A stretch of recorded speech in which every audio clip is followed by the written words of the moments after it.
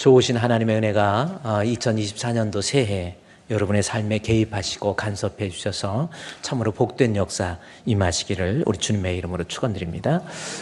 옆에 계시면 인사하면서 오늘 첫날 첫 시간인데 옆에 앉아주셔서 고맙습니다 하면서 안녕하세요, 반갑습니다. 그래요. 그래도 옆에 첫 시간에 옆에 앉아있는 게 얼마나 감사합니까? 그래요. 어느덧 2024년도 또 새해가 시작됐습니다. 오늘 우리 할렐루야 찬양대 선하신 능력으로라고 하는 독일의 1945년도 4월 달에 히틀러에 의해서 마지막 히틀러에 의해서 형장의 이슬로 사라지기 3개월 전입니다. 전에 사랑하는 약혼녀에게 썼던 편지의 내용이 바로 선하신 능력으로, 원래 제목은 본 구튼 맥튼 분두바 게브로겐이라고 하는, 본 구튼, 굿이라고 하는 것이 영어로 굿이에요. 좋으신. 그 다음에 본 구튼 맥튼이라는 것은 능력이라는 아주 힘 있는, 아주 힘. 그래서 본 구튼 맥튼 분두바는 영어로 원더풀입니다. 아주 놀라운. 그 다음에 게브로겐이라는 것은 엄마가 아가를 품는 그러한 모습. 오늘 찬양, 우리 할렐루야 찬양, 저 찬양을 제가 들으면서 우리 2023년도 한 해 동안 정말 하나님께서 우리를 선하신 능력으로 나를 품어주셔서 이렇게 이 자리에 앉아서 같이 예배도 드릴 수 있고, 이게 얼마나 복입니까? 감사할 줄 알아야 돼요. 살아있다는 것이 여러분 기적입니다. 그래요. 오늘도 제가 예배 드리기 전에 아까 저녁을 먹고 저희 아내랑 그냥 살아있다는 것 자체가 하나님 앞에 감사하시고요. TV 같은 데 보면은 참 몸이 아파서 또 할아버지 제 몸 제대로 못 움직여서 누가 손을 꺾어줘야 되고 들어줘야 되고 참 그래요. 그런데 안타깝게도 우리의 인생은 금방, 여기 있는 여러분들도 저도 금방 그렇게 왔다가 가는 것이 인생이라는 거죠. 살아가는 어간어간마다 오늘 우리 하나님께서 선하신 능력으로 나를 감싸주시고 돌보아 주셔서 참으로 복된 출발이 되시기를 우리 주님의 이름으로 축원드립니다.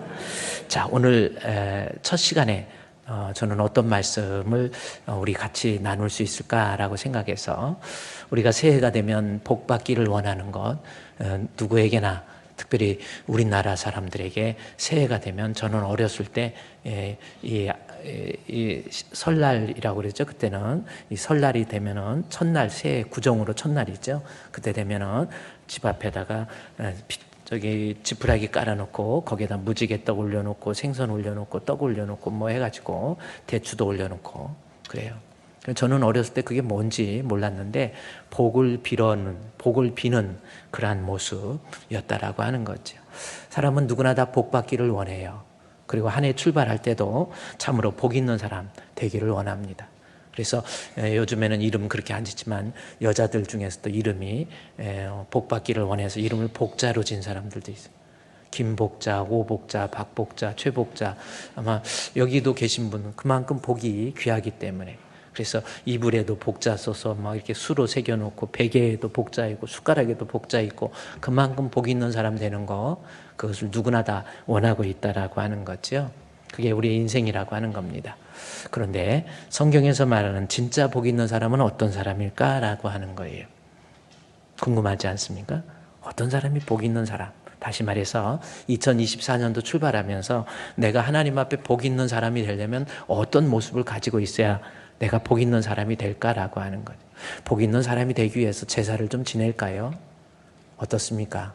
뭐 이불이나 이런데 좀 이렇게 뭐라 그럴까요? 뭐 복자도 새기고 한번 해볼까요? 그런다고 복 있는 게 아니라는 겁니다. 성경이 이야기하죠. 시편 33편 12절 말씀에 기록되어 있습니다. 뭐라고 기록되어 있습니까? 우리 한번 성경을 보면 여호와를 자기 하나님으로 삼은 나라, 곧 하나님의 기업으로 선택된 백성은 복이 있다. 자, 성경에서 말하는 복의 개념 정확히 나와 있죠. 어떤 사람이 복이 있어요? 여호와를 자기 하나님으로 삼은 나라, 그 사람이 복이 있다라는 거죠.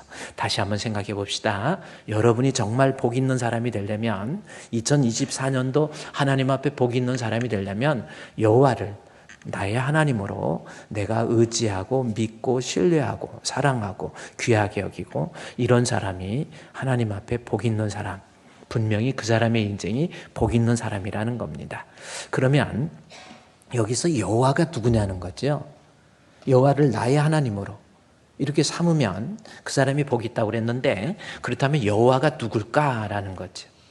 자, 본문에서 말하는 여호와가 누군가 봤더니 33편 6절부터 기록되어 있어요. 지금 이 시편 기자가 여호와를 자기 하나님으로 삼은 사람이 복이 있다 그러면서 여호와는 어떤 분을 얘기하는 건지 33편 6절 말씀해 보면 기록되어 있습니다.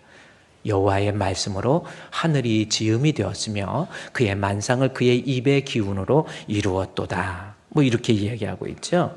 그러면서 여기 9절 말씀에서도 그가 말씀하심에 이루어졌으며 명령하심에 견고히 섰도다. 이게 무슨 뜻이에요? 지금 여호와는 어떤 분이라는 거예요? 그의 입의 말씀으로 이 세상과 우주와 만물을 그리고 나를 존재하게 하신 분, 창조의 하나님을 얘기하는 거예요.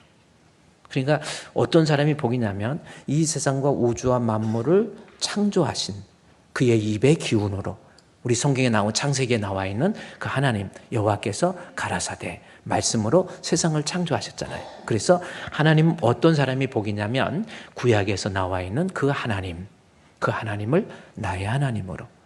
또 여호와가 어떤 분이신가 봤더니 시편 33편 9절에서 말씀으로 이루셨으며 라는 말씀을 하고, 그 다음에 10절 11절 말씀해 보면 또 하나 중요한 여호와 하나님이 어떤 분인가를 설명해 놓고 있다라는 거예요. 여러분이 보세요. 여호와 하나님은 어떤 분입니까? 여호와께서 나를 지으셨을 뿐만 아니라 만드셨을 뿐만 아니라 우주를 창조했을 뿐만 아니라 이 여호와는 어떤 분이에요? 여호와께서 나라들의 계획을 폐하시며 민족들의 사상을 무효하시게 하시는도다. 여호와의 계획은 영원히 서고 그의 생각은 대대에 이르리로다. 이게 무슨 뜻이에요? 여호와 하나님의 계획대로 세상과 우주와 만상이 운영되고 매니지먼트 관리가 된다라는 뜻입니다. 이것을 조직신학적으로 얘기하면 여호와는 어떤 분이에요? 하나님의 섭리예요. 그러니까 우리 여호와는 어떤 분이냐면 세상을 창조하고 그냥 놔두는 것이 아니라 이 세상과 우주와 만물을 경영하시고 운영하시고 섭리하시는 우리 하나님이시라고 하는 거예요. 자, 그러니까 여호와를 하나님 계획이 영원하다라는 것은 이 세상과 우주와 만물을 운영되는 것이 사실은 내 뜻, 내 계획대로 되는 게 아니라는 겁니다. 하나님께서, 제가 아까 여러분께 말씀드렸듯이 기도할 때도 우리 하나님이 2024년도 나의 삶에 개입하셔서, 왜냐하면 우리 하나님은 지금도 이 세상을 존재하게 했을 뿐만 아니라 살아계셔서 운영하고 계세요. 내 삶을 주관하고 계세요. 우리 찬송할 때도 살아계신 주 나의 참된 소망 걱정 근심 전혀 없네 사랑의 주 내 갈 길 인도하니. 그러니까 우리 하나님은 어떤 분이에요 지금? 하나님은 나를 좀 더 협의의 의미에서 나를 존재하게 했고 나의 삶을 운영하고 섭리하시고 역사하시는 하나님, 그 하나님이라는 겁니다. 또 하나, 우리 하나님은 지금 여호와를 어떤 분을 시편의 기자는 얘기하냐면 그 다음부터 계속 나오는 말씀이 16절 말씀에서도 16절에서도 많은 군대로 이제 구원이 나오는 거예요. 구원 얻을 왕이 없으며 용사가 힘이 세도 스스로 구원하지 못하고 17절에 구원하는 데는 군마가 헛되며 군대가 많다 해도 능히 구하지 못하는도다 하면서 구원에 대한 이야기가 나옵니다. 그리고 마지막에 22절 말씀에 여호와여 해서 하나님은 어떤 분인가? 우리가 주께 바라는 대로 주의 인자하심을 우리에게 베푸소서라는 거예요. 여기 인자하심이라는 거 히브리어에 보면 헤세드라고 하는 겁니다. 헤세드는 우리가 인간이 표현할 수 있는 가장 좋은 내용들을 다 담고 있는 단어가 헤세드예요. 우리 건물도 헤세드홀이라고 그랬죠. 저는 이 단어가 너무 좋아서 헤세드올이라고 그렇게 쳤습니다. 여기 인자하심이 헤세드예요. 특별히 이것이 구원, 인간의 구원에 있어서의 완전하게 구원을 이루시는 하나님을 표현할 때 헤세드, 인자로 표현된 거예요. 따라서 우리가 여호와는 어떤 분이에요? 정리해 보면 이 세상과 우주와 만물을 창조하시고 지금도 살아계셔서 세상을 운영하고 섭리하시고 역사하시고 그 다음에 장차 영광 중에 이 세상과 우주와 만물을 심판하실 하나님. 그게 시편 33편 다시 오늘 우리 12절 말씀해 보세요. 여호와를 자기 하나님, 그러니까 여호와는 어떤 분이에요? 결국은 구약부터 신약까지 나와 있는 성부, 성자, 성령 이 하나님이에요. 성부 하나님, 성자 예수님, 성령 하나님. 다 삼위의 하나님, 즉 우리가 말하고 있는 구약 성경에서부터 우리에게 말씀하고 계시는 이 하나님, 그 여호와를 나의 하나님으로 내가 삼으면 이 사람이 가장 복 있는 사람이라는 거예요. 그러니까 이제 여러분 생각해보면 내가 어떤 사람이 앞으로 복 있는 사람이야? 다른 건 몰라도, 그리고요 이것도 내가 하나님으로 여호와를 자기 하나님으로 삼았다고 그래서 내가 삼은 것 같지만 사실은요 곧 하나님의 기업으로 내가 선택되었기 때문에 우리 하나님을 나의 하나님으로 고백할 수 있고 하나님을 나의 하나님으로 믿을 수 있는 거예요. 그러니까 정말 복 있는 사람은 어떤 사람이 복 있냐면 내가 좀 뭐 출세했고 뭐 돈이 있고 뭐 성공하고 이런 사람이 하나님 존재를 분명히 인정하고 그 하나님을 나의 하나님으로 믿고 의지하고 그 사람이 복 있는 사람. 이 말씀을 이제 축소해서 시편 기자는 설명하지요. 12절에서 여호와를 자기 하나님으로 삼은 나라 곧 하나님의 기업으로 선택된 백성은 복이 있도다. 이러면서 결국은 자기 하나님으로 삼았다라고 하는 것을 18절에서 설명합니다. 바로 여호와를 경외하는 자라는 말로서 표현하고 있는 거예요. 그러니까 하나님 경외하는 사람이 세상에서 가장 복이 있다라는 거죠. 여기 경외라고 하는 것이 무슨 뜻입니까?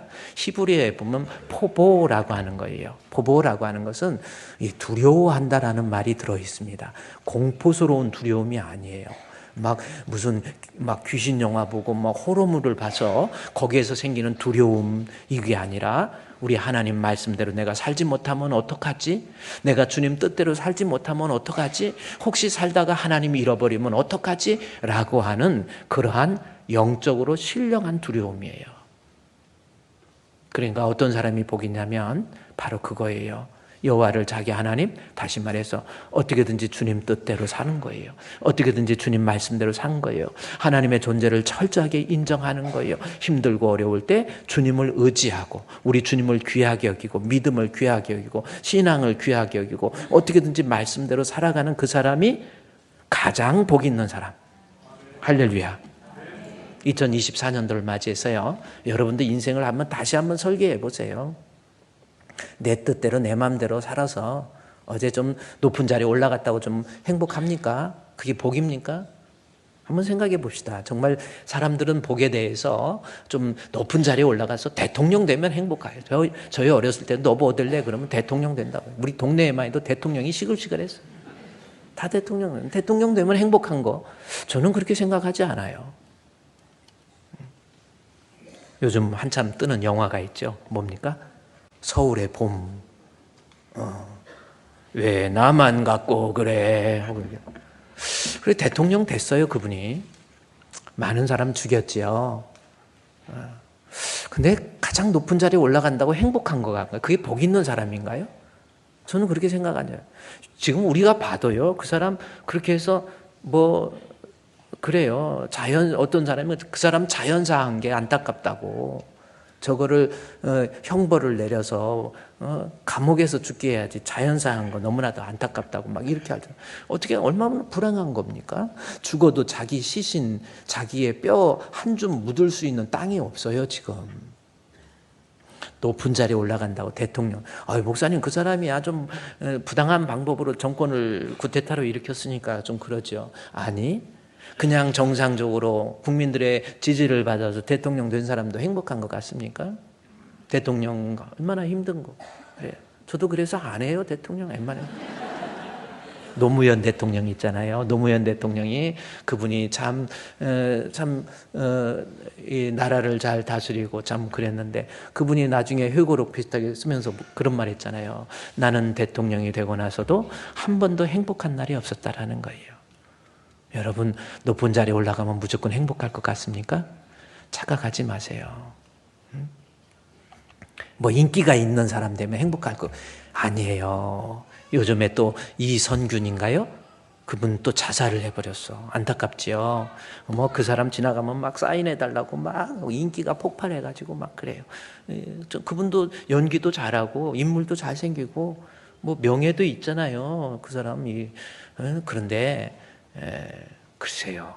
그렇게 인기 있다고 그렇게 인기 많은 그분들 그렇게 행복한 것 같습니까?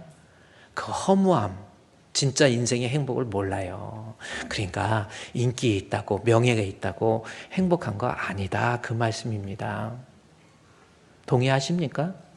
한번 생각해 보세요. 정말 내가 인생 살면서 복 있는 사람, 높은 자리에 올라간다, 뭐 인기 있는 명예가 있는 사람이 된다, 아니면 머리가 좋은 사람들, 글 잘 쓰고 그래 공부 많이 한 사람들, 학식 있는 사람들, 뭐 그런 사람들 부러워할 수도 있겠죠.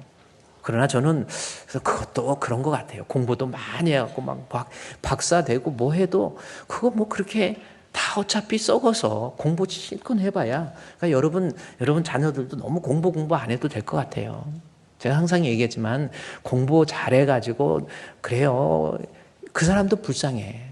살아가는 거 보면은 막 학교 다닐 때 막 오직 공부만 해갖고 막 안경도 잔망경 같이 이렇게 쓴 거 인사를 해도 이런 애들 연애도 제대로 못해. 행복하게 별로 아닌 것 같아. 제가 사진 하나 아주 저 사람이 누군지 한번 알아맞혀 보세요. 제가 사진 하나 띄워줄 테니까 궁금하죠? 누굽니까? 에? 누굴까요, 저 사람? 어떻게 알아요? 그러는데 어니스트 해밍웨이입니다. 어니스트 해밍웨이 대단한 사람이에요. 저분 아주 정말 글을 기가 막히게 쓰잖아요. 미국 사람인데 이 아바나 어디죠? 거기 미국 바로 코밑에 있는 나라 쿠바 멕시코는 다르고요. 이 쿠바를 너무 좋아해가지고 쿠바에 많이 왔다 갔다 하면서 어니스트 해밍웨이입니다.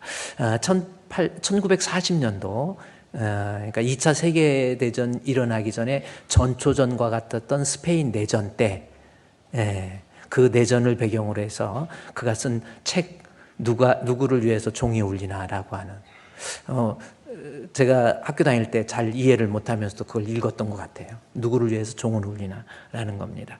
3일간의 그 사랑을 배경으로 해가지고 3일간의 그 뜨거운 사랑. 여기서 종이 무슨 종인 줄 아세요? 죽음의 종입니다. 영국에서 그때 당시에 이제 영국에서 그 유럽에서 죽으면 교회에서 종을 땡땡땡땡 치는 거예요. 달콤한 사랑에 빠져 있지만 교회 종소리를 들으면서 누군가가 죽었다라는 거 나와 관련 없는 것이 아니라는 거죠. 나에게도 죽음이라고 하는 것이 달려오고 있다라고 하는 거. 그래서 1940년도에 누구를 위해서 종을 울리나 해서 그 책이 참 인기도 많았고 좀 그렇습니다. 그리고 또 하나 잊을 수 없는 저분이 쓴 책이 그 유명한 책이 노인과 바다. 뭐 여러분 웬만한 사람 다 읽어봤잖아요. 노인과 바다. 노인이 돼서 그 내용을 들어보면 이 미국의 대서양에 가서 고기를 잡는데 뭐 여러 가지 이제 막 포부를 가지고 배를 가지고 이제 가서 고기를 잡아요. 그런데 엄청나게 큰 고기가 나타났어요. 그래가지고 사투합니다. 그야말로 며칠 밤낮 사투해서 그 고기를 드디어 잡았어요. 이야, 이제 내가 원했던 걸 잡았어요. 그러니까 그 고기의 크기가 길이가 얼마였냐면 5.5m. 근데 배의 길이는 얼마? 5m. 그래서 배에다 실을 수도 없어. 400kg. 그 소설에 그렇게 설정이 돼 있잖아요. 그래서 이 노인과 바다에서 그 노인이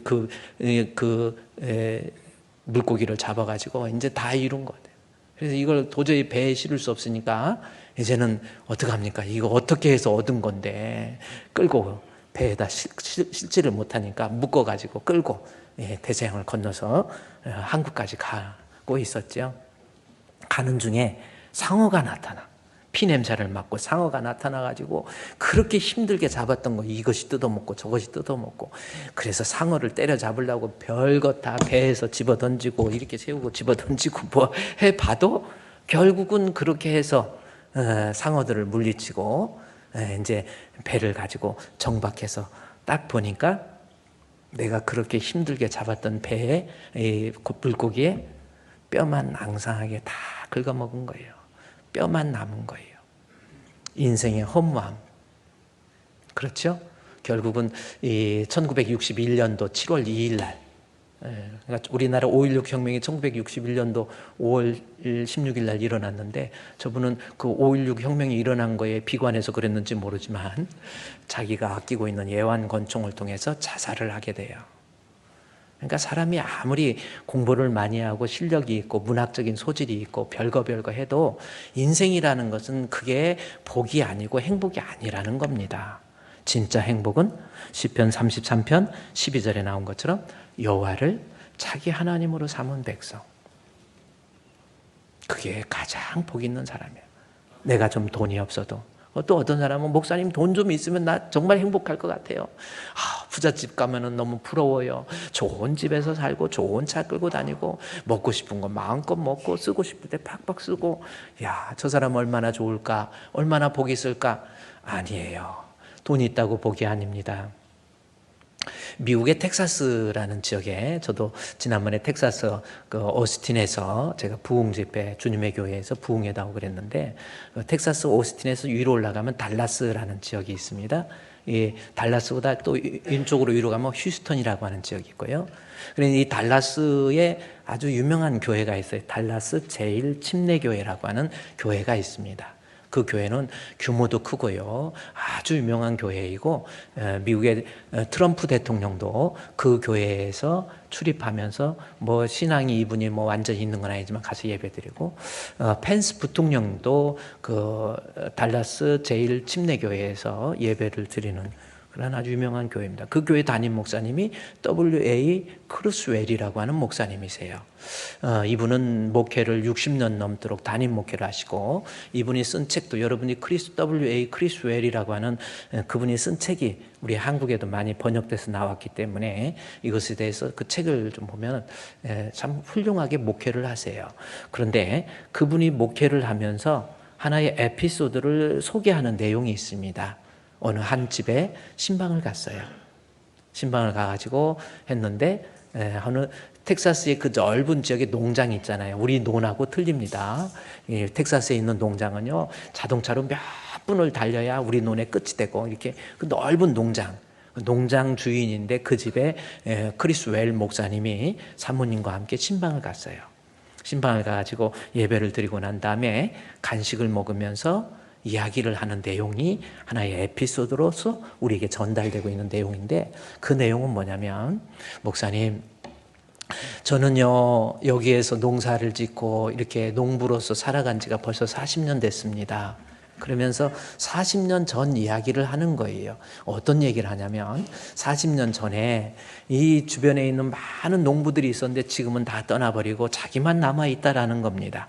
왜 그런가 했더니, 40년 전에 그 주변에 있는 어느 한 농부가 자기 밭을 파는데 거기에서 석유가 나오는 거예요. 미국에 지금 텍사스에 가면 여러분 이거 있죠?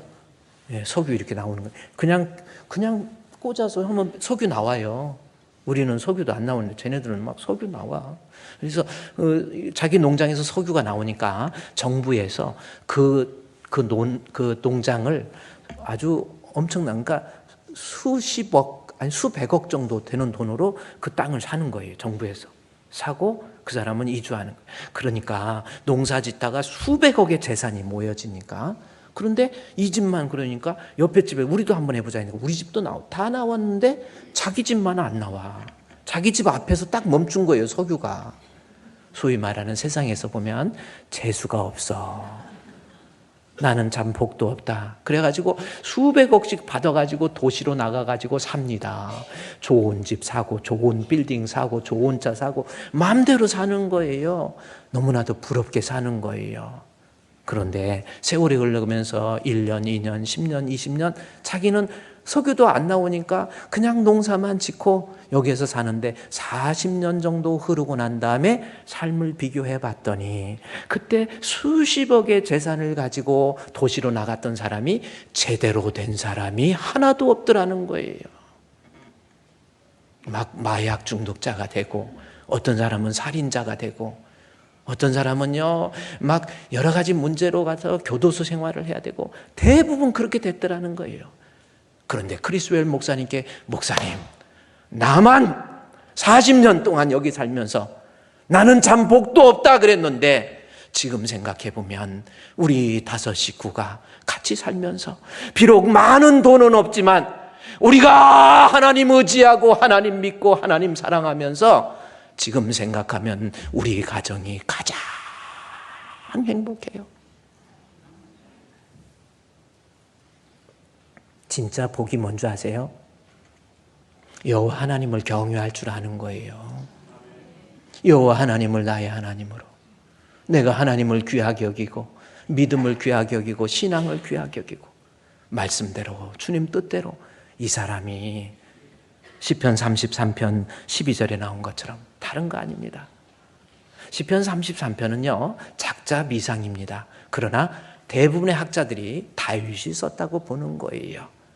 내가 차라리 왕이 안 된다 할지라도 내 안에 예수가 살아계시고 내가 하나님을 경외하는 마음이 있으면 여호와를 자기 하나님으로 삼은 나라, 곧 하나님의 기업으로 선택된 백성, 그 사람이 가장 복이 있는 거예요. 2024년도 여러분 어떻게 사실 겁니까? 그저 돈 벌려고 너무 그러지 마세요. 부자 된다고 그렇게 내가 이리 뛰고 저리 뛴다고도 부자 되는 것도 아닐 뿐만 아니라 돈이 있다고 행복한 거 아니에요. 높은 자리에 올라간다고, 공부 많이 한다고, 자식 잘 키웠다고, 자식 서울대학교 보냈다고 너무 좋아할 거 없습니다. 일전에 제가 말씀드렸지만 어떻게든지 이 아이 공부시켜서 재수 삼수시켜서 서울대학교 보내. 엄마 아빠 마음이 얼마나 행복하고 좋은지.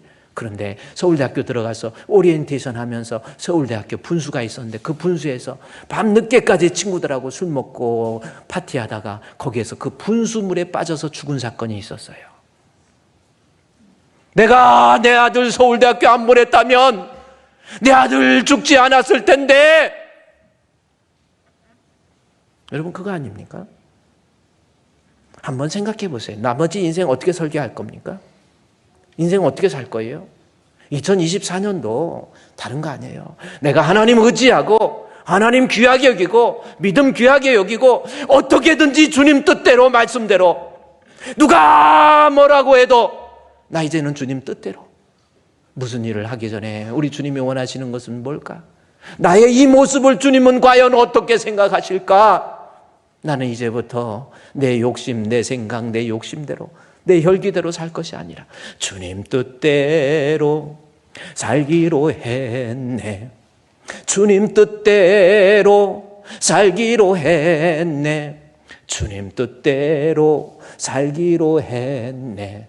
뒤돌아서지 않겠네.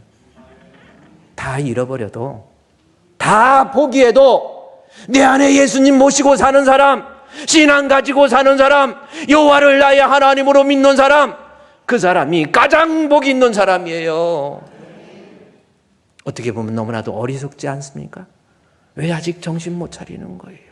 그저 썩어져 없어져 버릴 육신만을 위해서 살아가는 나의 모습은 아닌지 한번 돌이켜 보시고요. 하나님은 분명히 살아계신단 말이에요.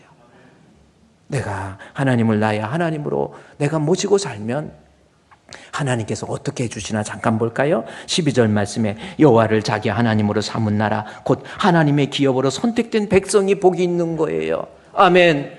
그러면 하나님은 어떻게 하십니까? 여호와께서 하늘에서 나를 굽어 살펴주세요. 히브리어에는요 주어가 따로 언급되지 않습니다. 동사의 어미 변화를 통해서 주어를 나타내요. 여기서 굽어 살펴, 여호와께서는 하늘에서 나를 굽어 살펴보세요.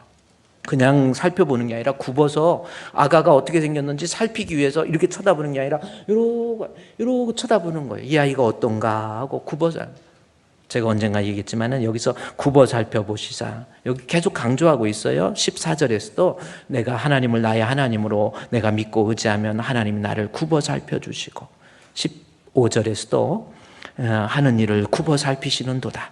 하나님이 굽어 살펴주시죠. 그래서 하나님이 굽어 살펴주시면 어떻게 되는가? 18절 말씀에 여호와는 그를 경외하는 자 곧 인자하심을 바라는 자를 굽어서 살펴주시고, 그러면 어떻게 돼요? 첫 번째 복이 뭡니까? 19절 말씀입니다. 하나님이 나를 굽어 살펴주셔. 엄마가 아가 돌보듯이 take care of라고 하는 거잖아요. 엄마가 나를 굽어 살펴주시는 거예요. 엄마가 이렇게 보면 이 아이가 필요한 건 뭔가 금방 압니다. 여러분, 인생을 박복하게 살지 마세요. 내 힘대로만 살려고 하지 마세요. 한번 해보세요. 하나님 의지하면서, 하나님 경외하면서, 하나님을 나의 하나님으로 삼으면 하나님이 나를 굽어 살펴주셔서, 첫 번째 복이 뭔가 봤더니 19절 말씀에 하나님이 나를 굽어 살피사 영혼을 사망에서 건져주세요. 여러분, 죽어서 나는 지옥과 천국을 안 믿는데 만약에 지옥이 있으면 어떡할 거예요? 한번 그런 두려움 없습니까? 진짜 지옥이 있어.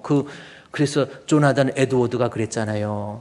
지옥을 1분만 볼 수 있다고 한다면 이 사람이 죄를 회개하지 않을 수 없고, 그렇죠? 천국을 1분만 볼 수 있다고 한다면 이 사람이 예수를 안 믿을 수가 없어요. 꾸며낸 이야기가 아니란 말이에요. 지옥과 천국이 있단 말이에요. 근데 내가 이 땅에 살면서 썩어져 없어져 버릴 세상보다는 우리 하나님 앞에 무게중심을 두면서 하나님을 의지하고 하나님 귀하게 여기고 믿음 귀하게 여기고 신앙대로 살게 되면 하나님이 나의 영혼을 사망에서 영생으로, 지옥에서 천국으로, 할렐루야! 분명히 약속했잖아요. 구원의 확신을 가지고 살다가 보면 내가 예수 믿게 된 것이 얼마나 감사한데요. 여러분, 새해에는요, 다른 것보다도 우리 하나님 귀하게 여겨보세요. 신앙 귀하게 여겨보세요. 먼저 우리 예수님 중심으로 한번 살아보세요. 그래서 히브리서 12장 2절에서도 믿음의 주요 온전케 하시는 이 예수를 바라보면서 소망하면서 사는 거예요. 바라보는다는 게 뭡니까? 생각을 예수께 고정하는 거예요. Fix your thought on Jesus Christ. 그러잖아요. 내 생각을 예수께 한번 고정해 보세요. 내가 한번 신앙대로 한번 좀, 남들이 볼 때는 좀 누가 조롱을 해도, 누가 좀 멸시를 해도 한번 그렇게, 주님 나는 네가 뭐라고 한다 할지라도 나 예수 믿고 살 거야, 그렇게 한번 해보세요. 우리 끝송할 때마다 조롱하는 소리와 세상 유혹 속에도 주의 순결한 신부가 되리라. 내 생명 주님께 드리리. 그런 고백했잖아요. 이런 유혹 저런 유혹에 넘어가는 거 아니에요. 하나님 귀하게 여기면 내 영혼을 사망에서 영생으로. 하나 더 볼까요? 19절 말씀에 18절에서는 하나님 경유하면서 귀하게 여기면 살면 영혼을 사망에서, 19절에서 사망에서 건져주시고, 또 하나는 뭡니까? 19절에 굶주릴 때에 그들을 살려주세요. 세상에 살면서 물질도 필요하잖아요. 아까도 돈 내가 벌기 위해서 이리 뛰고 저리 뛴다고 되는 거 아니라니까요. 복은 하나님이 주셔야 돼. 할렐루야. 복의 근원 강림하사 찬송하게 하소서. 진짜 복은 하나님이 주셔야 돼요. 내가 노력 안 해서 열심히 안 뛰어서 가난합니까? 굶주린다 할지라도, 아무리 코로나 이런 거 어렵다 할지라도 하나님이 복을 주시면 굶주릴 때에도 그들을 살려주시는 하나님.